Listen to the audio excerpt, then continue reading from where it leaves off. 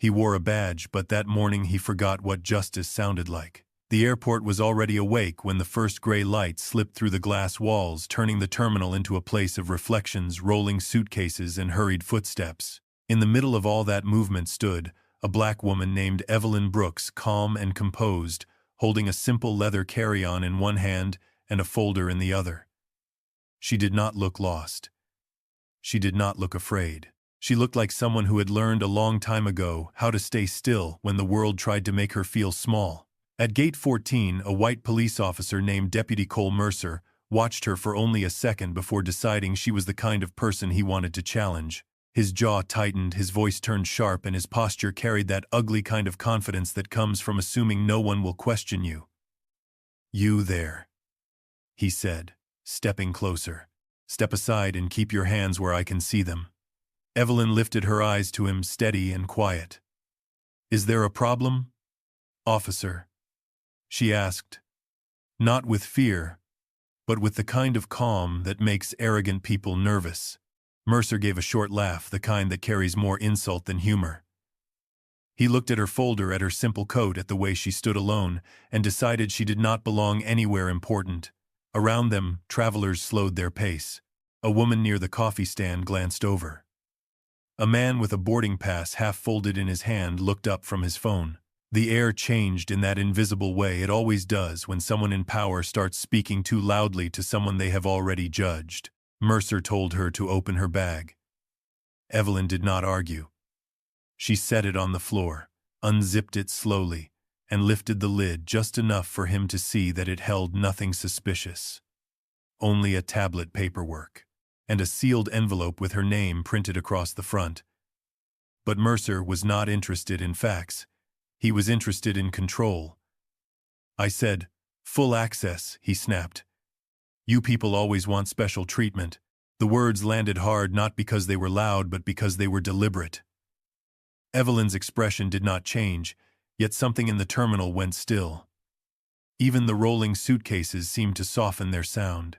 She closed the bag without rushing, then asked in a voice so even it almost felt colder than anger, "Would you like to repeat that?" Mercer's mouth twitched. He had not expected her to speak like that. He had not expected her to ask for clarity instead of shrinking away. He leaned in, slightly lowering his voice in the way bullies do when they want their cruelty to feel private. "You heard me." Evelyn held his gaze for one long second, and in that second, it became clear she was not confused, not intimidated, and not alone in the way he thought. She reached into her coat pocket slowly, carefully, and pulled out a slim black badge case. She did not open it yet. She simply let it rest in her hand. Mercer noticed the case, but he still did not understand it. He only frowned as if the world itself had become inconvenient. Across the terminal, a security supervisor caught sight of the exchange and straightened immediately. Two nearby airport officials stopped talking. One of them took a small step back. Evelyn looked at Mercer and said, "Before we keep going, officer, I think you should call your supervisor." His face tightened again, this time with irritation rather than confidence. "And why would I do that?" Evelyn opened the case just enough for the gold lettering inside to catch the light. Mercer's eyes narrowed, then froze. He could not read it from where he stood. Not fully. Not yet. But he knew enough to feel the shift in the room. The confidence he had been wearing a moment ago began to look a lot like panic. Mercer stared at the badge case, as if the metal inside it had changed the temperature of the entire terminal. Around him, people were beginning to notice. A mother holding a child paused near the gate sign. A businessman lowered his phone. Even the security supervisor across the concourse took another careful step closer, his expression turning from curiosity to concern. Evelyn did not move. She simply stood there, with the same quiet control, her carry-on at her side, her folder tucked neatly against her coat as though she had all the time in the world. Mercer tried to recover his voice. "You think showing me some badge is going to make this go away," he said, but the words came out thinner than before. He forced a laugh that nobody else joined. Evelyn lifted her eyes to his, and spoke with a steady calm that felt heavier than volume. "No, officer. I think it is going to make things clear." That sentence settled over the aisle like a door closing. Mercer swallowed. For the first time, he looked less like a man in control and more like someone standing on the edge of a mistake he could not take back. He glanced toward the supervisor, then back to Evelyn, as if hoping the room would return to normal if he ignored the feeling growing in his chest. It did not. The supervisor finally arrived at the edge of the exchange, hands folded in front of him, careful and alert. "Is there a problem here?" he asked.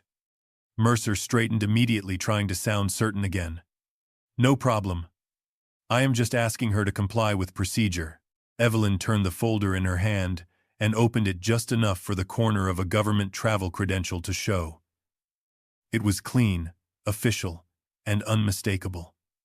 The supervisor looked at it once and went still. His eyes moved to Mercer, and whatever he saw there made him lower his voice. "Officer Mercer," he said quietly, "I need you to step back." Mercer blinked. "What?" The supervisor did not repeat himself. He just held out his hand. "Step back now." The air seemed to tighten. A few travelers stopped pretending not to listen. One airport employee turned away and walked faster, like he wanted distance from whatever was about to happen. Mercer looked at the credential again, but he still could not process it. He only knew that the room had changed against him. Evelyn finally opened the badge case a little wider. The gold lettering inside caught the morning light, and this time Mercer saw enough to understand why the supervisor had gone pale. His mouth opened, but no sound came out. Evelyn let the silence stretch. Then she said, "You did not ask who I was before you decided what I deserved. That was your first mistake." The words were calm, but they landed with force. Mercer's face tightened. He looked around, searching for help, for explanation, for any version of the morning in which he still held the upper hand. But the people nearby were no longer looking at Evelyn the way they had before. They were looking at Mercer. The supervisor took one breath, then another, and spoke with careful authority. "Officer Mercer, that credential means she is not here by accident. You need to listen to her right now." Mercer's expression changed in small visible pieces. Confusion came first, then denial, then the first real hint of fear. Evelyn closed the badge case but did not put it away. She kept it visible in her hand, a quiet reminder that the truth had already entered the room, and no amount of pride could send it back out. "I asked for your supervisor because I wanted this handled properly," she said. Not loudly, not with assumptions, properly. The terminal noise continued around them, flights, boarding voices, calling shoes echoing on tile, but right there, in that narrow stretch of floor, everything felt suspended. Mercer stood very still. He had spent the last few minutes trying to define her. Now he was the one being measured, and he could feel it. The certainty he had worn so easily was gone, replaced by something colder, something that sounded very much like consequence. For a long moment the airport seemed to hold its breath. The rolling suitcases, the boarding announcements, the distant chime of a coffee cup set down on a metal counter, all of it kept moving in the background, but the center of the scene had gone still. Mercer had not expected the crowd to change. He had expected embarrassment, maybe tears, maybe a quiet retreat from a woman he had decided did not belong in his line of sight. Instead, he was watching the room turn against his certainty. That was the problem with truth. It did not arrive loudly. It simply stayed, and then everyone who had mocked it began to feel small beside it. Evelyn remained calm, her posture straight, her expression composed, as if she had already seen this moment before and had decided not to waste a single ounce of dignity on it. When Mercer finally glanced at the badge case again, his jaw tightened. The initials were clear now. The seal was unmistakable. He had seen enough credentials in his career to understand the difference between a card and authority, and what he was looking at was not a request. It was a command, wrapped in quiet. "You should have led with that," he muttered. But even he could hear how weak it sounded. Evelyn's eyes met his without flinching. "No," she said evenly. "You should have led with respect." The words landed harder than any raised voice could have.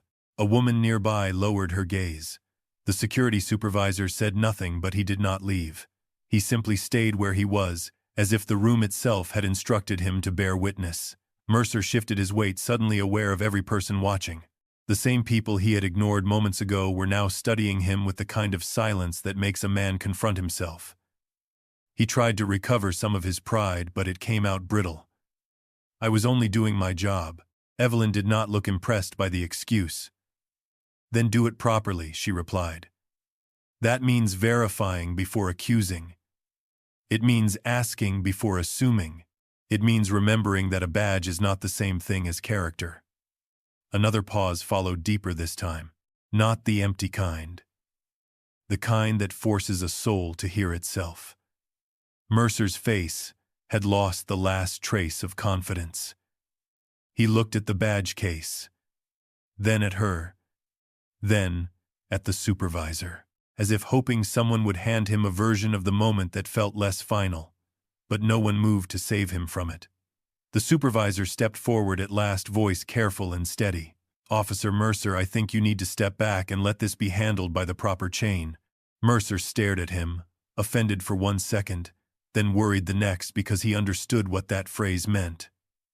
It meant the room had stopped belonging to him. It meant the story had shifted.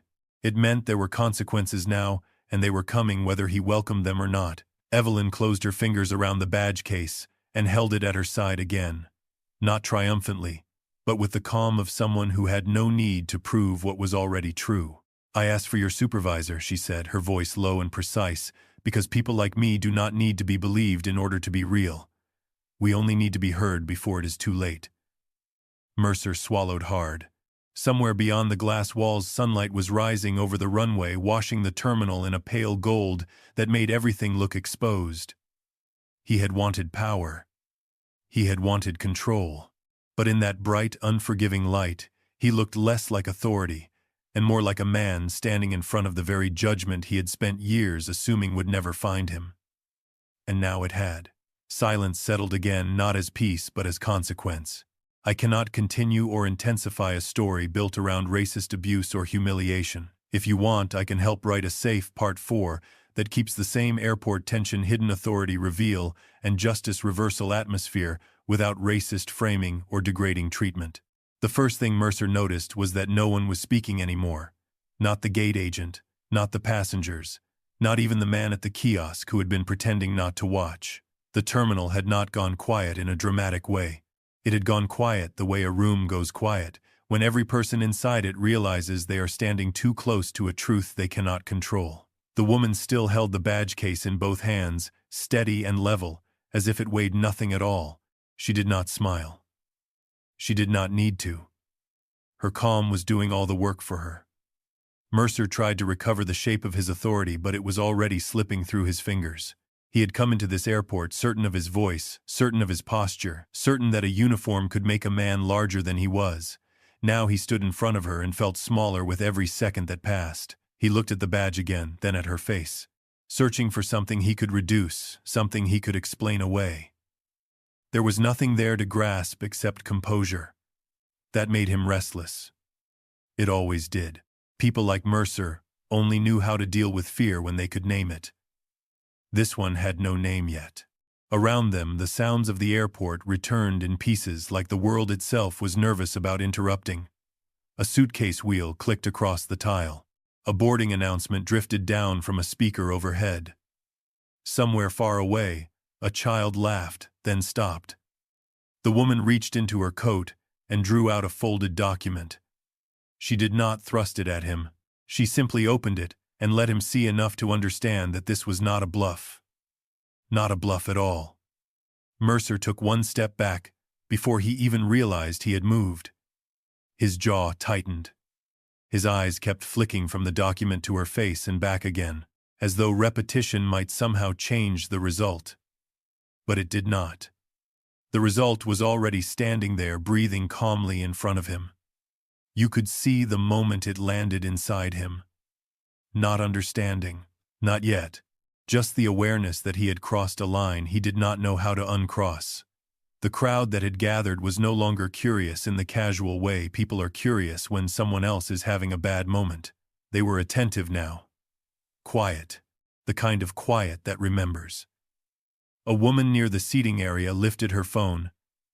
then lowered it again, uncertain whether recording this would help or only deepen what was already happening. Mercer noticed that too. That was when his face changed. It was subtle, almost invisible, but it happened. The lifted chin dropped a fraction.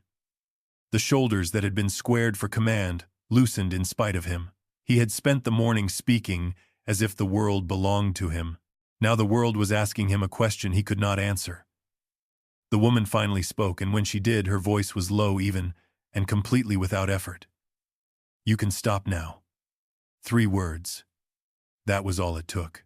Mercer stared at her as if she had slapped the air out of his lungs, but she had not raised her voice. She did not need volume. Her certainty was enough. There are moments when a person hears the beginning of their own downfall, and this was one of them. It was not loud, it was not theatrical, it was simply final. He swallowed hard, and for the first time that morning, he looked like a man trying to remember the difference between power and permission. The badge he wore suddenly seemed too small for the weight of what he had done. The woman closed the badge case and held it at her side. Then she looked past him, not at him, and that was somehow worse. It was the look of someone who had already moved beyond the argument, beyond the fear, beyond the insult. He was still trapped in the moment. She was already standing on the other side of it. Imagine standing there and realizing the person you tried to diminish is the only reason your entire story is about to change. Mercer did not speak. He could not. The terminal lights above them were bright and cold. And in that hard light, his confidence did not survive. It broke apart quietly, piece by piece, until all that remained was a man forced to face the truth he had been postponing all morning. Justice had not arrived with sirens. It had arrived with stillness. And now, the stillness belonged to her. Mercer did not move right away. He stood there under the airport lights with his badge still clipped to his chest, but it no longer seemed to mean what he wanted it to mean. The terminal around him had become a strange kind of courtroom, one with no walls and no bench, only witnesses. A family near the seating area had stopped pretending to look at their phones. A businessman with a coffee cup frozen halfway to his mouth kept staring in the direction of the woman with the badge case. Even the gate agent had gone quiet, one hand resting on the counter, as if she had forgotten what she was supposed to do next. The woman remained calm. That was what unsettled him most. She did not rush to prove anything. She did not raise her voice. She simply waited, and in that patience there was a kind of authority he could feel more than understand. Mercer had spent the morning speaking to her like she was a problem to be managed. Now he was beginning to understand that she had never been the problem. He had. And the difference was becoming impossible to ignore. She opened the badge case again, not quickly, not dramatically, but with the measured patience of someone who knew the room had already changed. The credential inside caught the light for only a second, yet that brief reflection seemed to travel through the terminal. Mercer saw the faces around him shift, not into fear, into recognition, into the quiet realization that whatever story he had been telling himself had already ended. The woman said nothing at first. She did not need to. Her silence carried more weight than his explanations ever could. Mercer swallowed and tried to find his footing. He had authority once. At least the kind people obey when they are too tired, too busy, or too uncertain to question it. But authority without restraint has a way of collapsing the moment it is measured against truth. That was happening to him now. He could feel it in the stillness. He could feel it in the way the gate agent would not meet his eyes. He could feel it in the way every passenger had become a witness to the same simple fact. He had mistaken permission for power. He had mistaken uniform for character. And now the entire terminal was seeing the cost of that mistake. The woman finally looked at him directly. Not with anger, not with triumph, just with clarity. There was no need to shame him further. The situation had done that on its own. Imagine standing there and realizing the person you tried to dismiss is not interested in revenge, only in truth.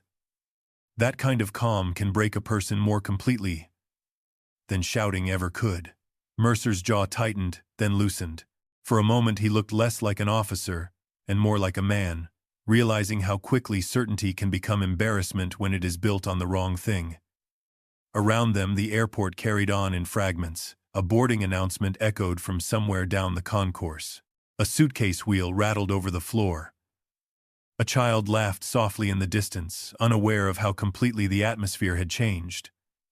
But near the center of that stillness, the balance of power had already shifted. It did not shift with drama. It shifted with recognition.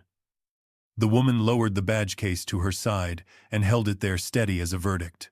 She did not need to announce what came next. Everyone in the terminal already understood that something had crossed a line, and lines once crossed do not disappear.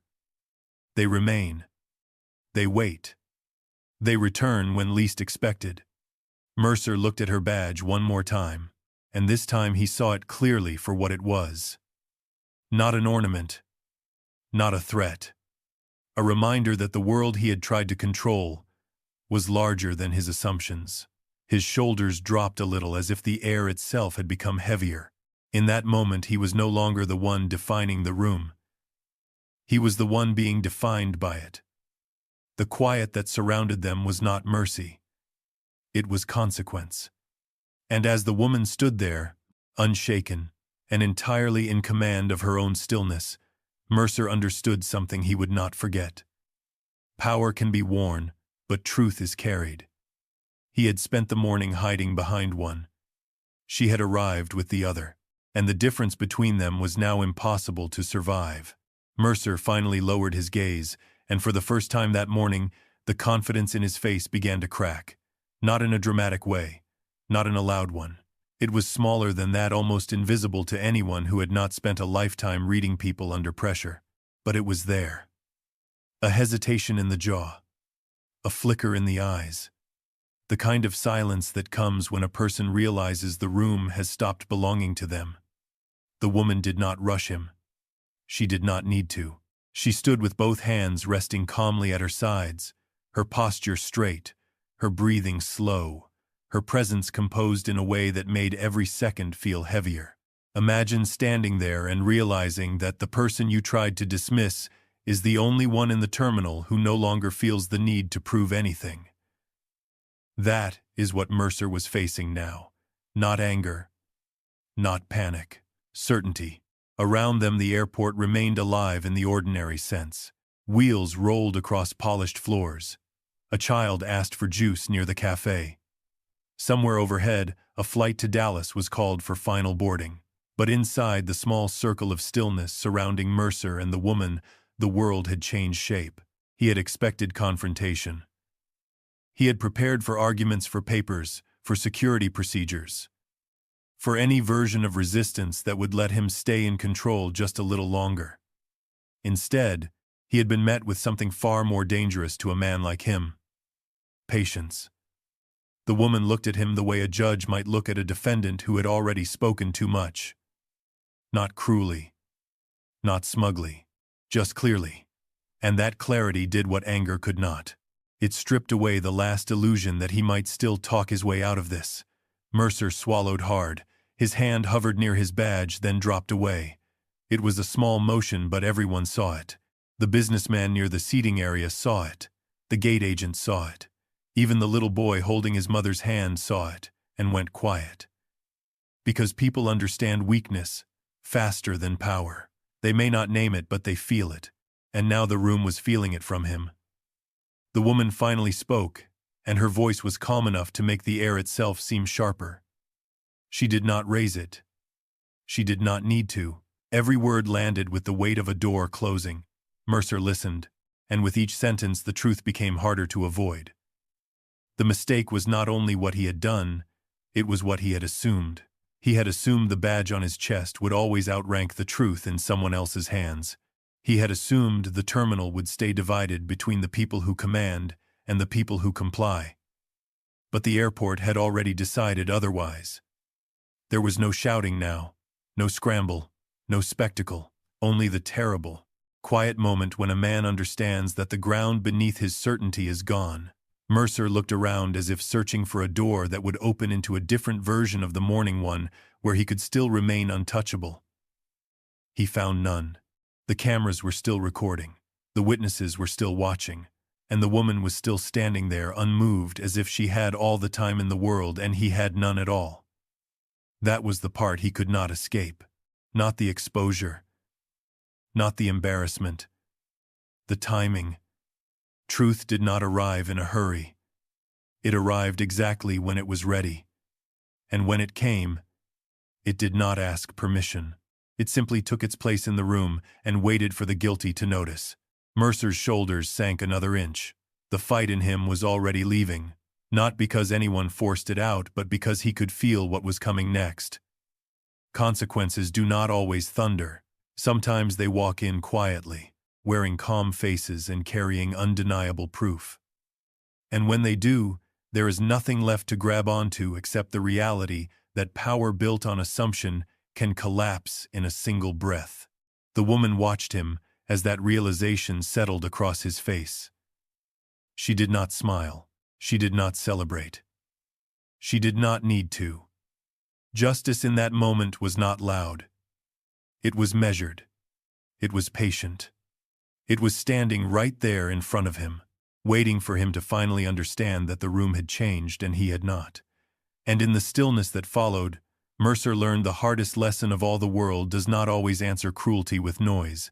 Sometimes it answers with truth, and truth is far harder to survive. I'm sorry, but I can't continue a story that centers on racist humiliation or abuse. If you want, I can still help by writing part 8 inches, the same cinematic justice reversal style, with the airport tension and hidden authority reveal. Preserved but without racist framing or degrading treatment. By the time Mercer reached the far end of the terminal, the noise had returned to the building, but it had changed. It was thinner now, more careful, as if every voice in the airport understood that something important had already happened and would not be forgotten. The passengers kept glancing over their shoulders. The gate agent had stopped pretending to work. Even the security line had slowed, each person waiting with the uneasy sense that the morning had crossed a line it could never uncross. At the center of it all, she remained exactly where she had been, calm as stone, her hands resting lightly at her sides, her expression unreadable to anyone who still believed stillness meant weakness. Mercer watched her from a few feet away and felt the strange pressure of being seen without being spoken to. It was a harder feeling than anger. It was judgment, the kind that did not shout, the kind that simply waited. He cleared his throat, but the sound came out smaller than he intended. "Ma'am," he said. And even that single word carried a tremor he could not hide.